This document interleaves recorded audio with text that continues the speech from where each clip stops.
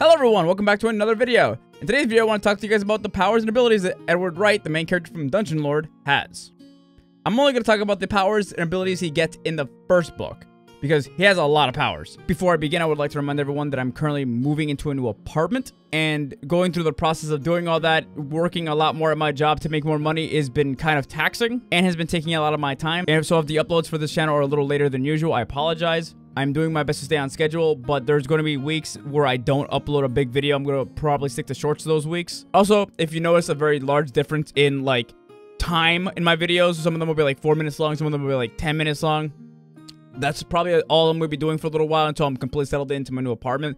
Long 20-minute videos probably won't be back for a while, but I am getting the volume 12 video for Grimgar out at some point before the end of summer, hopefully.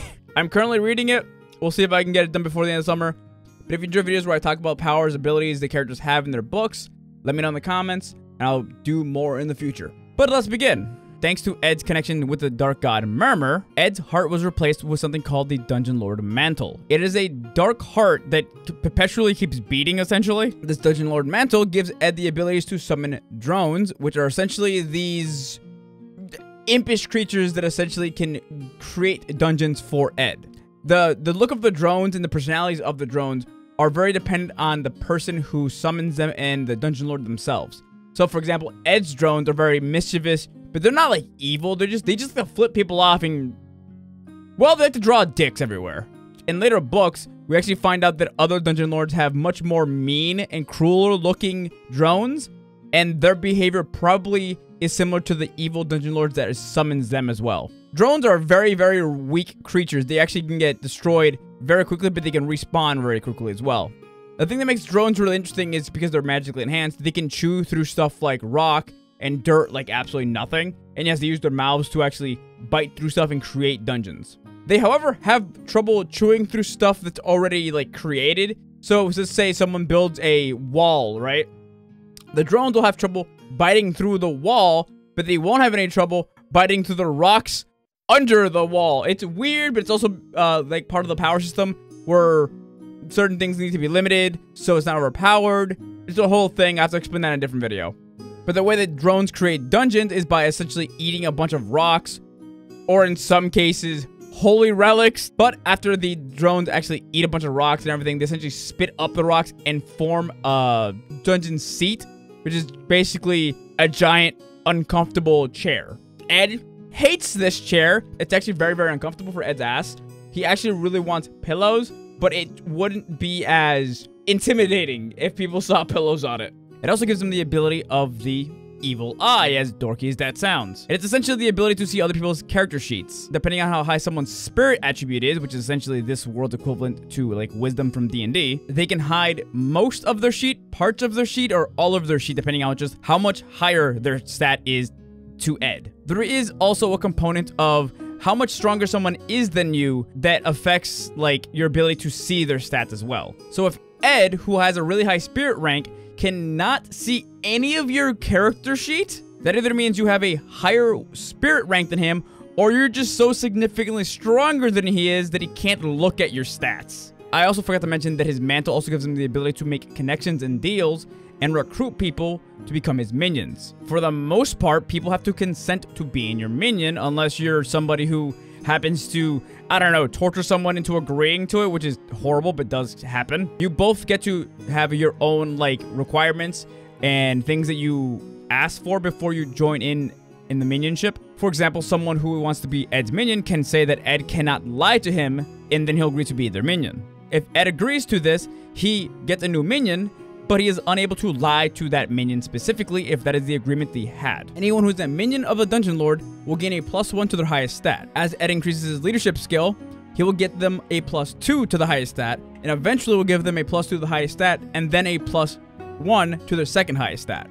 All and any of Ed's minions are also given access to all of his dungeons unless they are specified that they can't go in those dungeons. All Dungeon Lord minions also have an update on their character sheets that specifies that they are a dungeon minion. This would be a problem if it wasn't for the fact that it was hidden from everyone that also wasn't a minion. Unless someone has an ability that can see these type of dark attributes on a character. For example, clerics who have abilities to see through illusions or powers can actually see character sheets and it will tell them that they are also minions, but these clerics are very, very rare. Funny enough, the first ability that Ed actually unlocks is actually resistance to diseases. This makes Ed severely resistant to all and any diseases. Bought this ability immediately when he realized that he doesn't have any vaccinations for any diseases in this world. He also was going to eat a very not so tasty looking stew because he's starving and needs to eat.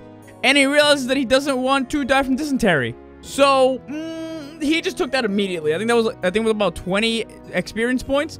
And he took that so fast the moment he looked at the food. The next ability he gets is called Improved Reflexes. Improved Reflexes basically slows the world down for Ed, and he moves a little faster when he's activating them. However, this drains your endurance attribute, so it basically drains your stamina as you use it. The activation drain for this ability is very low, but due to the fact that Ed has low attributes at the beginning of the story, it almost knocks him out when he uses it too much. In later parts of the story, he does actually increase his endurance attribute so he can use it on and off quite a lot more. When he actually advances his improved reflexes more, it takes the drain from activating the ability and reduces it significantly so he can spam it now. However, if a character is really, really fast, it barely makes a difference. Apparently. Ed can also use his ability to actually give himself time to think. He'll activate it when he has to answer or do something quickly, but he doesn't have the time to think about certain things, so he'll activate it, stand still, and just think for a long period of time. Ed later unlocks basic spellcrafting, and at the very beginning, he gets about 3 spell slots per day. These spell slots are basic spell slots, or basically level 1 spell slots from D&D, and he can increase how many basic spell slots he has by leveling up basic spellcrafting. Every level gives him 1 spell slot. He then unlocks Minor Order and Eldritch Edge. Minor Order essentially coats your voice in magic, and you have to give someone a, as it sounds, minor order. This order cannot go against people's morality, that you're casting it on at least, and you can't do anything like directly cause someone to harm themselves. It has to be very, very careful to not word things incorrectly, or it could cause him problems. Every time Ed actually uses minor order on someone, essentially it puts their spirit rank versus his spirit rank. So let's say somebody has 11 spirit rank and Ed has 12 spirit rank. Ed will actually win that struggle. Ed's Eldritch Edge, however, it's more simple. Essentially just codes his blade, his knife, his sword, anything that he has in Eldritch Fire. It's green, it does magic damage. The higher his basic spellcrafting rank is, the longer it lasts. For every level he has for basic spellcrafting gives Eldritch Edge another minute of activation. When a weapon is coated in Eldritch Fire, it lets him hit ghosts.